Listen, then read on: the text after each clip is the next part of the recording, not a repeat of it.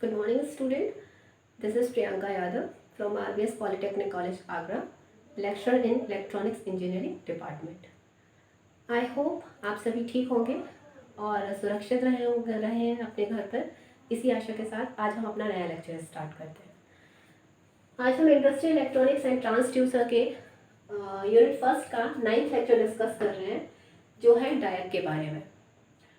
डायक is basically nothing but a diode for alternating current. That means अगर हम diode stands for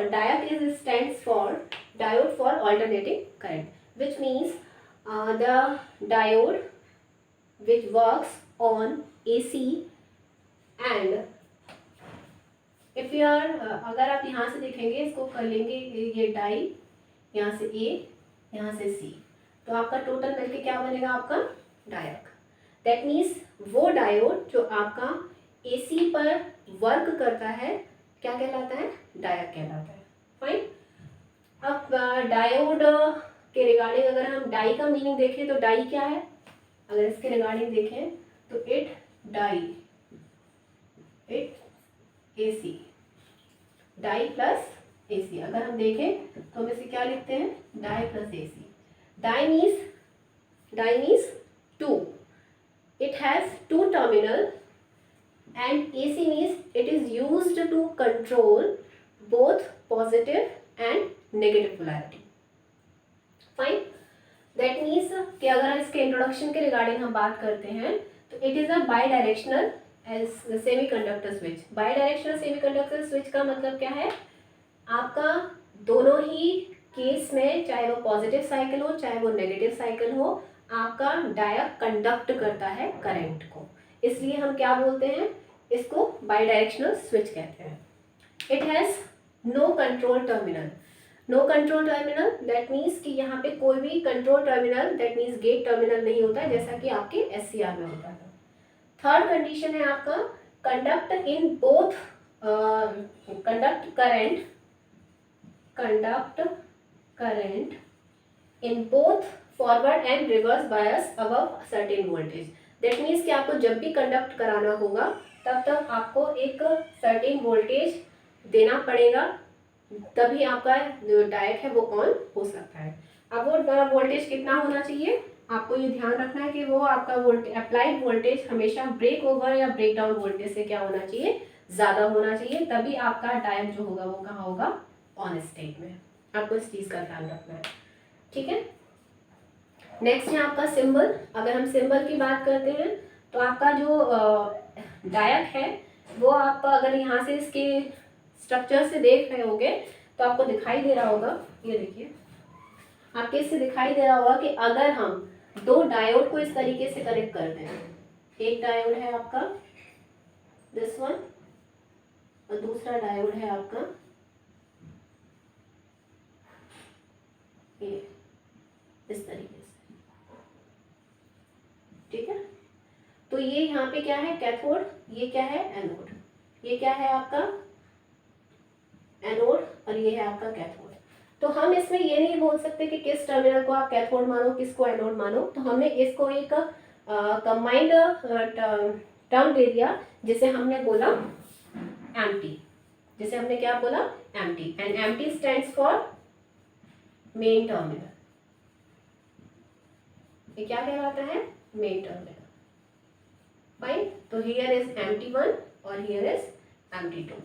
that means कि if यहाँ आप देख रहे हो कि दो डायोड आपने पैरेलल में कनेक्ट कर रखे हैं in opposite direction. Okay, so two diodes are connected in parallel but in a opposite manner.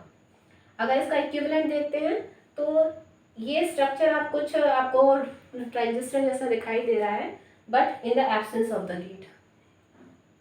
Here the upper terminal shows empty1 and lower terminal shows empty2।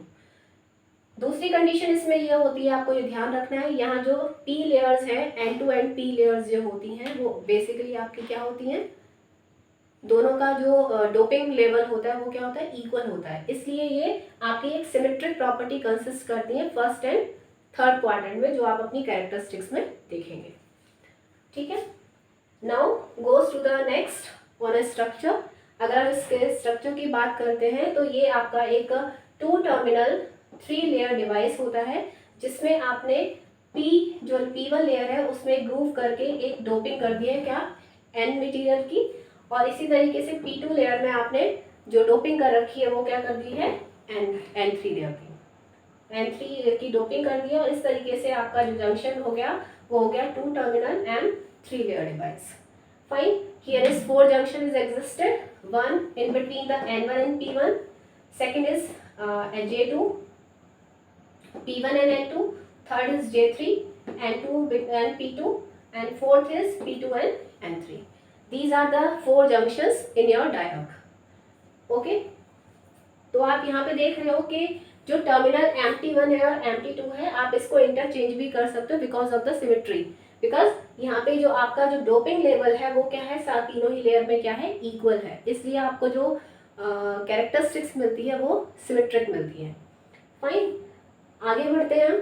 इसके ऑपरेशंस पे अगर देखते हैं तो ऑपरेशन देखिएगा, इसमें ऑपरेशन 2 तरीके से होता है। फर्स्ट कंडीशन है आपकी when MT1 is positive with respect to MT2, and second is MT2 is more positive with MT1।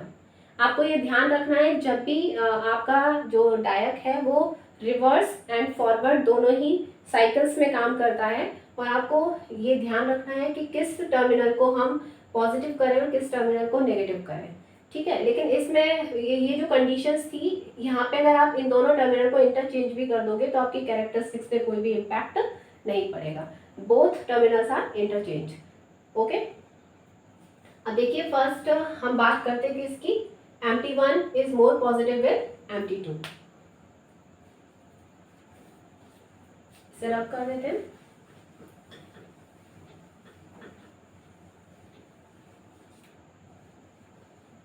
यहाँ देखिए फर्स्ट कंडीशन है हमारी कि हमने किसको कर दिया है, MT1 को हमने मोर पॉजिटिव कर दिया है with respect to MT2, this one. Okay, this one. अब यहाँ से आप देख रहे हो कि ये जो टर्मिनल है वो किससे कनेक्टेड है, पॉजिटिव से, और ये किससे कनेक्टेड है आपका, नेगेटिव से। Is it okay? तो दैट मीन्स इस केस में क्या होगा, ये जो जंक्शन होगा ये आपका क्या होगा, रिवर्स बायस होगा, तो हम इसको यूज नहीं करेंगे। हमारा कंडीशन क्या होगा, ये है नेगेटिव, इट्स पॉजिटिव। अगर पोलैरिटी के रिगार्डिंग बात करते हैं, it is positive, it is negative, it is positive, it is negative. ठीक है, and it is positive and here is negative. So ये आपका काम ना करके लेयर कौन सी काम करेगी इसमें, P1 N2 P2 N3। ठीक है, क्यों, क्योंकि यहाँ अगर इस केस में आप देख रहे हो तो ये जो जंक्शन है ये वाला, आप यहाँ पे ये जो कंडीशन देख रहे हो पॉजिटिव और नेगेटिव का, तो ये जंक्शन क्या होगा, जंक्शन J4 क्या होगा, फॉरवर्ड बायस। ये मैं किसकी कंडीशन की बात कर रही हूँ, फर्स्ट केस की बात कर रही हूँ। ठीक है, एंड J3 जंक्शन क्या होगा आपका, इस केस में आपका J3 जंक्शन पॉजिटिव नेगेटिव है, देन इस केस में ये आपका क्या होगा, रिवर्स बायस। क्यों होगा रिवर्स बायस, क्योंकि आपका N2 किससे कनेक्टेड है, पॉजिटिव से, और P2 किससे कनेक्टेड है, नेगेटिव से, that's why it is negative. अब इस केस में आप आगे बढ़ते हो तो इस केस की कंडीशन क्या होगी, P1 is connected with positive and N2 is connected with negative, so it is again a forward bias. Fine. अब लेकिन कंडीशन क्या है, आपको अभी भी इसमें करंट क्या फ्लो नहीं करेगा, बिकॉज ऑफ दिस रिवर्स बायस। अब आपको क्या करना पड़ेगा, इस रिवर्स बायस को ब्रेक करना पड़ेगा। तो जब because of this reverse bias a minute current is flowing through the diode which is known as a reverse leakage current because of the minority carriers of the P2 and N2 layer. So अगर आप characteristics को देखते हो तो यहाँ पे ये condition जो है आपकी, both are this conditions, it is called as blocking state. ये क्या कहलाती है आपकी, ब्लॉकिंग स्टेट। क्यों कहलाती है ब्लॉकिंग स्टेट, क्योंकि यहाँ पे आपका because of the reverse bias आपका लीकेज करंट फ्लो करता है, और वो लीकेज करंट इतना अमाउंट नहीं होता कि आपका एक Mt1 से Mt2 तक क्या हो, आपका करंट का फ्लो हो पाए। तो अगर आप देख रहे हो, अगर मैं इस जंक्शन में जो आपका अप्लाइड वोल्टेज VA है, अगर एक सर्टेन पॉइंट पे किसके इक्वल हो जाए, जब तक वो किससे कम है, रिवर्स ब्रेकडाउन वोल्टेज से कम है, तब तक क्या फ्लो होगी, लीकेज करंट। और जैसे ही वो किसके क्रॉस हो गया, किससे क्रॉस कर गया, ब्रेकओवर वोल्टेज से ब्रेकडाउन वोल्टेज से, एवलांच ब्रेकडाउन से, तो उस केस में कंडीशन क्या होगी, आपकी करंट एब्रप्टली क्या होगी, इंक्रीज स्टार्ट हो जाएगा, और इस तरीके से आपका एक कर्व स्विच कर जाएगा, कहाँ से, ऑन से, सॉरी ऑफ से ऑन स्टेट में। आप इसे ब्लॉकिंग स्टेट भी बोल सकते हो और इसको ऑफ स्टेट भी बोल सकते हो। ये स्टेट क्या कहलाती है, आपकी ऑन स्टेट। ओके, एक बार दोबारा समझ लीजिएगा। कंडीशन क्या है आपका, ये रिवर्स बायस कंडीशन है, ये रिवर्स बायस है आपका। तो रिवर्स बायस में इस केस में, क्योंकि ये आपकी N2 लेयर है, तो ये आपके पॉजिटिव क्या होंगे, इमोबाइल आयंस होंगे, और यहाँ पे क्या होंगे, नेगेटिव होंगे, इमोबाइल आयंस। क्यों, क्योंकि P एक्सेप्ट करता है और N क्या करता है, डोनेट करता है। तो यहाँ पे एक आपका डिप्लीशन रीजन क्रिएट हो जाता है। ठीक है, अब क्या कंडीशन है, यहाँ पे क्या है, माइनॉरिटी कैरियर्स क्या है, इलेक्ट्रॉन्स।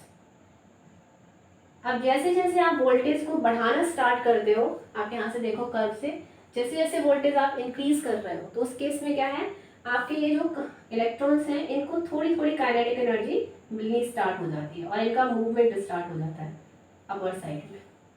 ठीक है, और एक स्टेज पे जैसे ही आपका जो VA का वो VA वोल्टेज है, VA वोल्टेज किससे ग्रेटर हो जाता है, इक्वल टू VVO के, VVO 1 से जैसे ही वो ग्रेटर होगा, उस केस में कंडीशन क्या होगी आपकी, ये जो इलेक्ट्रॉन्स हैं इनको इतनी काइनेटिक एनर्जी मिल जाएगी, जो यहाँ प्रेजेंट आपके डिप्लीशन रीजन में जो एटम्स थे उनको क्या कर देगा। अगर हम इस केस में देखें, जैसे कि मैंने ये कहा, यहाँ पे एटम्स थे, ये कुछ इलेक्ट्रॉन्स थे, ठीक है, इनके पास इतनी काइनेटिक एनर्जी आ गई, जिसने क्या किया, ये जो एटम्स आपके डिप्लीशन रीजन में इलेक्ट्रॉन्स थे आउटर मोस्ट ऑर्बिट में, उनको उसने हिट किया, और जैसे ही वो हिट किया, यहाँ से इलेक्ट्रॉन क्या हो जाएंगे, फ्री हो जाएंगे, और free to move upwards. And upwards क्यों मूव कर रहे हैं, क्योंकि always electrons move in opposite direction of the applied electric field. Applied electric field क्या है, पॉजिटिव एंड नेगेटिव। ठीक है, ऑपोजिट क्या होगा, तो आपका इलेक्ट्रॉन का फ्लो क्या होगा, अपर साइड में, दैट मीन्स ये जंक्शन क्या होगा, ब्रेक होगा, यहाँ से ये जंक्शन क्या हो गया, खत्म हो गया, और जैसे ही जंक्शन ब्रेक हो गया, तो आपके इलेक्ट्रॉन्स कहाँ मूव कर जाएंगे, बहुत सारे आपके जो आउटर मोस्ट के इलेक्ट्रॉन्स थे वो क्या हो गए, फ्री हो गए। अब वो फ्री इलेक्ट्रॉन दूसरे अदर एटम्स के आउटर मोस्ट ऑर्बिट को हिट करेंगे, और largest amount of the free electrons flow start हो जाएगा आपका अपर साइड में, और आपका करंट का फ्लो क्या स्टार्ट हो जाएगा, लोअर साइड में, because the current is opposite flow in a opposite manner of the electron. So आपका करंट फ्लो किससे स्टार्ट हो जाएगा, Mt1 से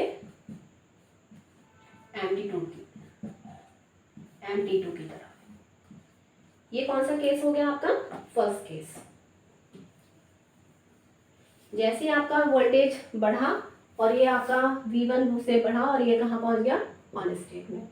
सेम कंडीशन क्या है, जब आप ऑपोजिट कर देते हो, और आप यहाँ पे इस चीज का ध्यान रखोगे, जो करंट का फ्लो होगा वो किस लेयर से कहाँ तक होगा, P1 to N2 to P2 to N3। ये किसके केस के लिए है, फर्स्ट केस के लिए, आपको इस चीज का ध्यान रखना है। ठीक है, now consider the second case. Second case में कंडीशन क्या होगी, अब हम इसको क्या कर देते हैं, ऑपोजिट कर देते हैं। कंडीशन अभी भी सेम ही है, सारी चीजें, बस जंक्शंस का जो ब्रेकडाउन है वो थोड़ा चेंज हो जाएगा। इस केस में कंडीशन क्या है, इस टर्मिनल को आपने क्या कर दिया, नेगेटिव, और M2T टर्मिनल को आपने क्या कर दिया, positive. This one is positive and this one is negative. And इस केस में अगर अगेन कंडीशन क्या होगी आपकी, इस केस में देखिएगा, ये आपका V2, फाइन। अब इस केस में क्या है, ये आपका पॉजिटिव हो गया तो ऑब्वियस है कि ये आपका काम नहीं करेगा, this terminal is not working. Condition क्या होगा, अब आपका जो फ्लो होगा या जो लेयर होगी कौन कौन सी एक्टिव होगी, P, N2, P1 and N1। क्यों, क्योंकि इस केस में कंडीशन क्या है, ये आपका पॉजिटिव है, ये नेगेटिव है, ठीक है, क्योंकि पॉजिटिव पोलैरिटी यहाँ लग रही है। इस केस में कंडीशन क्या थी, ये पॉजिटिव था, ये पॉजिटिव था ये लेयर, और ये क्या था, नेगेटिव, P के रिस्पेक्ट में। इस जंक्शन पे पहुंचेंगे तो ये पॉजिटिव है, ये नेगेटिव है, फिर इस जंक्शन में पहुंचेंगे तो ये पॉजिटिव है, ये नेगेटिव है, यहाँ पहुंचेंगे तो ये पॉजिटिव है, ये नेगेटिव है। तो आप यहाँ से देख रहे हो कि ये तो आपका क्या हो गया, रिवर्स बायस हो गया, तो ये तो काम नहीं करेगा। सिर्फ लेयर कौन कौन सी एक्टिव होगी, दिस वन। इस केस में अगर आप देखो तो ये जंक्शन हमने J1 माना था, J1 जंक्शन क्या होगा, negative is connected with N, N is negative, तो ये क्या हो जाएगा आपका फॉरवर्ड बायस, ठीक है। ये क्या है आपका रिवर्स बायस, J2 क्या हो जाएगा, रिवर्स बायस। क्यों, क्योंकि ऑपोजिट पोलैरिटी से कनेक्टेड है। क्यों, क्योंकि आपका P किससे कनेक्टेड है, N से, और N किससे कनेक्टेड है, पॉजिटिव से, तो आपका क्या कंडीशन होगी, ये रिवर्स बायस हो जाएगा। अब देखिए J3 की कंडीशन क्या होगी, N किससे कनेक्टेड है, नेगेटिव से, और P किससे कनेक्टेड है, पॉजिटिव से, तो अगेन J3 जंक्शन क्या हो जाएगा आपका फॉरवर्ड बायस। तो जो जंक्शन फॉरवर्ड बायस्ड है मीन्स आपका शॉर्ट सर्किटेड है,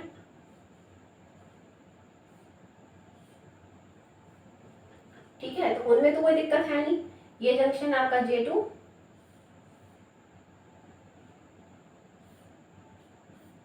अगर आप इस तरीके से देखो तो ये जंक्शन J2 है,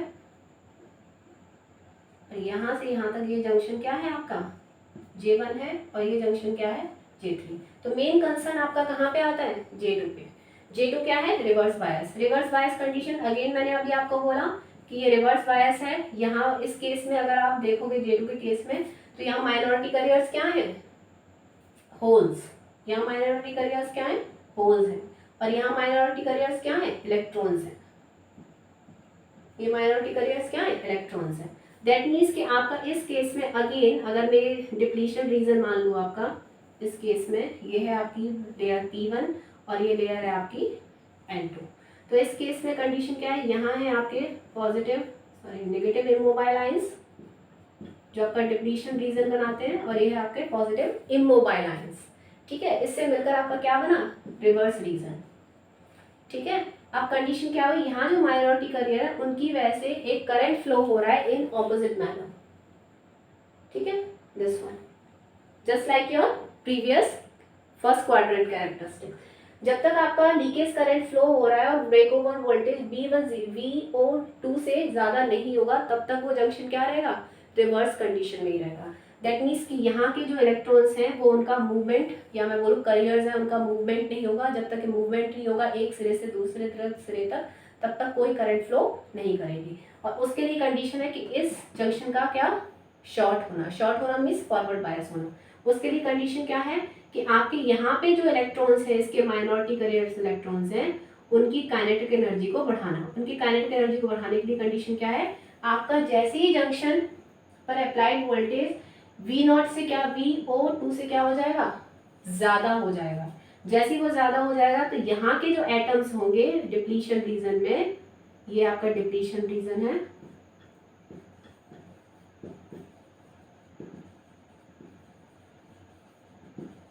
इस डिप्लीशन रीजन के आउटर मोस्ट ऑर्बिट में जो इलेक्ट्रॉन्स होंगे ये क्या करेंगे, इसकी काइनेटिक एनर्जी इसको क्या करेंगी, इनके एटम्स को हिट करेंगी। चार एटम्स हैं, ठीक है,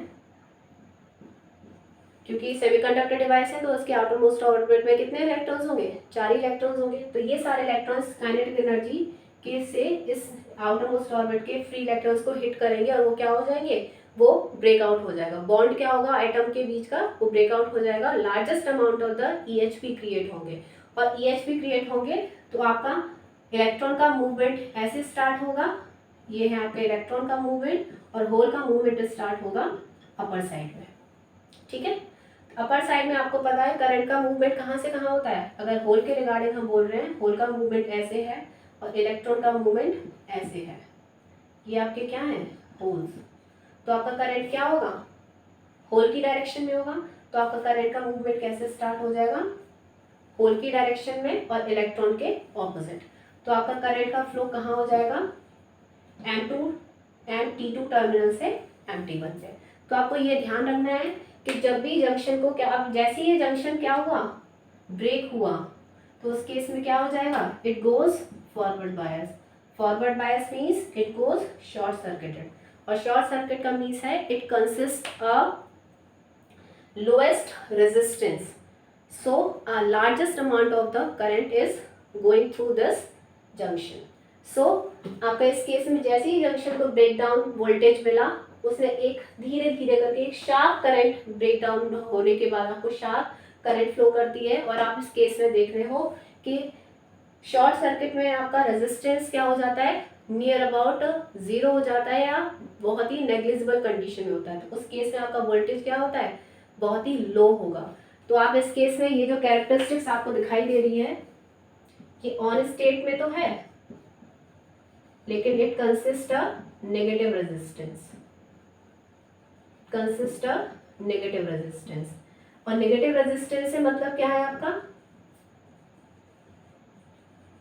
negative resistance means when current goes up voltage goes down, that means जो ड्रॉप मिलेगा आपको डायोड के अक्रॉस वो क्या हो जाएगा, बहुत ही कम होगा। फाइन। तो इस तरीके से आप देख रहे हो कि आपको ये है फर्स्ट क्वाड्रेंट और ये है आपका third quadrant.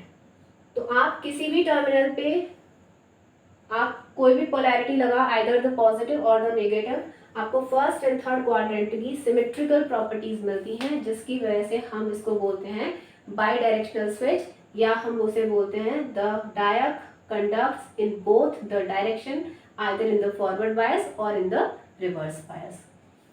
So it is a diode working and अगर हम इसकी एप्लीकेशंस के बारे में बात करते हैं तो इसकी एप्लीकेशन देख लीजिएगा आप। It triggers first, its application first है फॉर ट्रिगरिंग द